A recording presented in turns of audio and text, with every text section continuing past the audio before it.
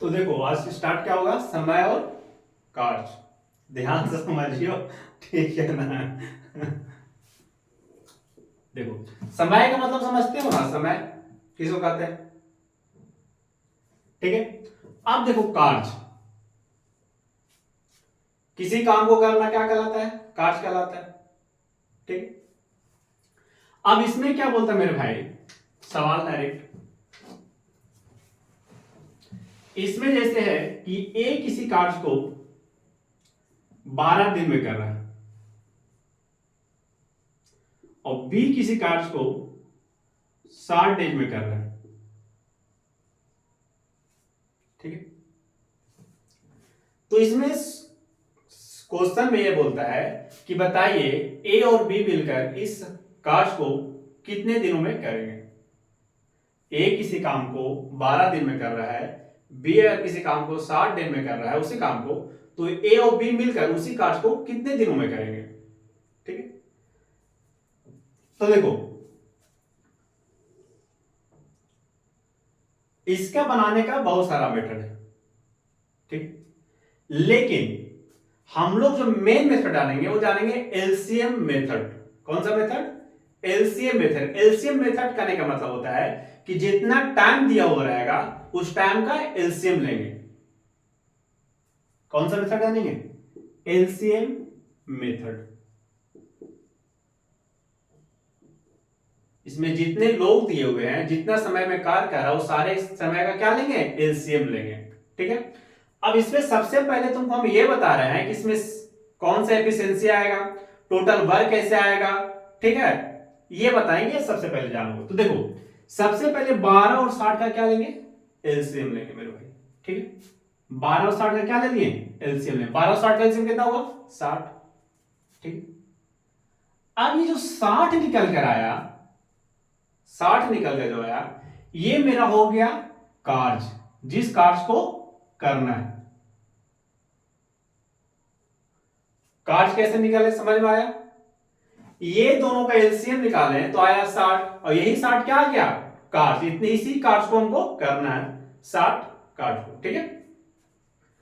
अब बोलो 12 में अगर हम कितना मल्टीप्लाई करें कि 60 आए, तो बोलेंगे 5, 12 बचे 60,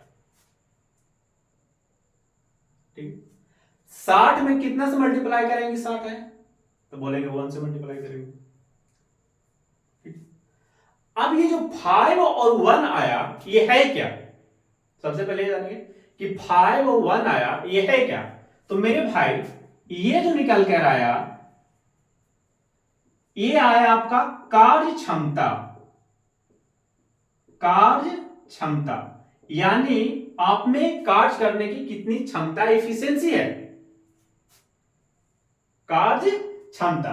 तो मेरे भाई ये हो गया आपका टाइम, है ना, कि ये 12 दिन में कर रहा है तो एक टाइम हो गया। ये हो गया आपका एफिशिएंसी यानी क्षमता, और ये हो गया आपका कार्य यानी वर्क, ठीक। तो यहां से एक फॉर्मूला निकल कर आ रहा है मेरे भाई कि वर्क बराबर, वर्क कैसे निकल कर आ रहा है, टाइम को क्षमता यानी एफिशिएंसी से मल्टीप्लाई कर रहा है तो वर्क आ रहा है ना, 12 बचे 60।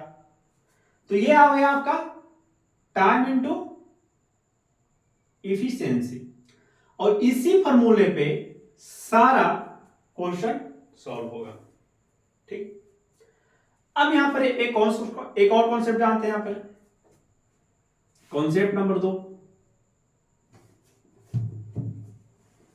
देखो अगर वर्क जो है फिक्स हो, सेम वर्क हो, जैसे ए भी उतना ही काम कर रहा है, बी भी उतना ही काम कर रहा है, यानी वर्क एक कांस्टेंट हो, वर्क कोई चेंज नहीं हो रहा, वर्क बराबर क्या हो रहा है, time into efficiency.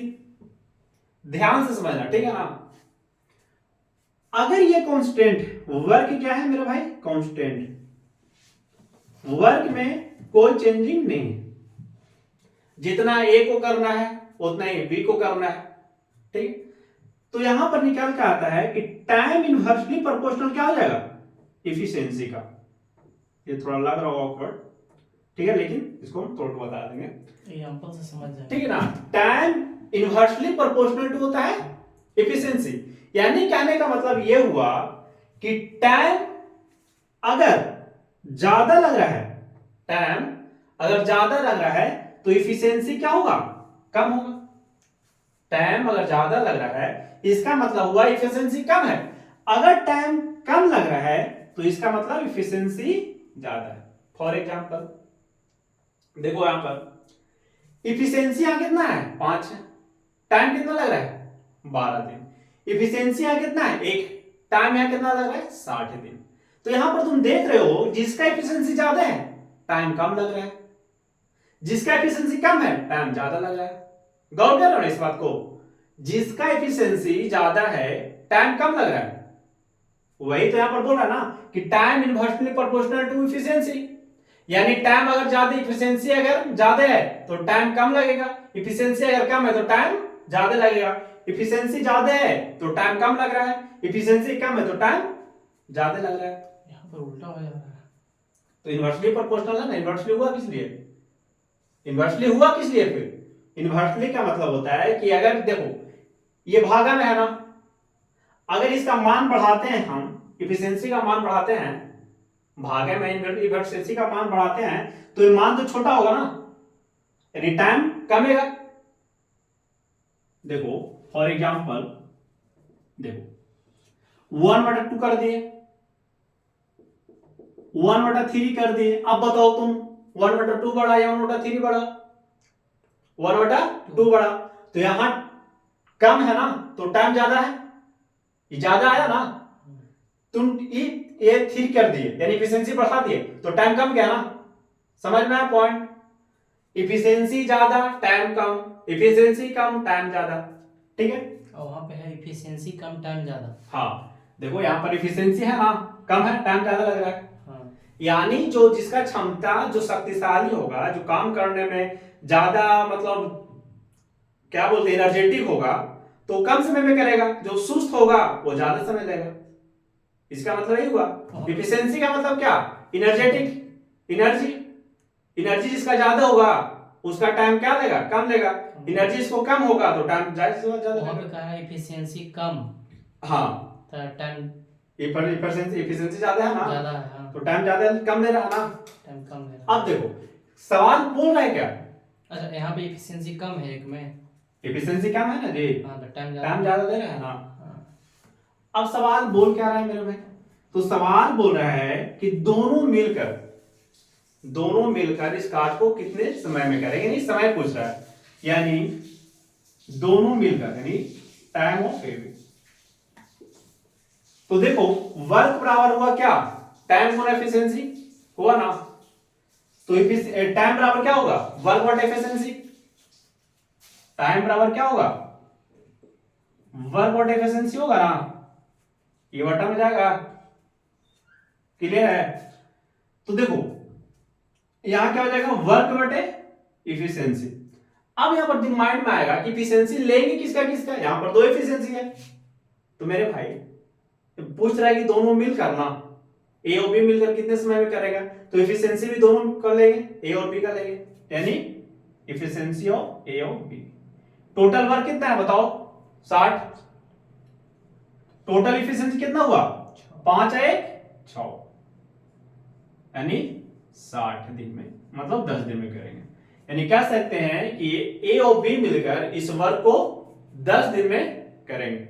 Are you getting my point, समझ में आया।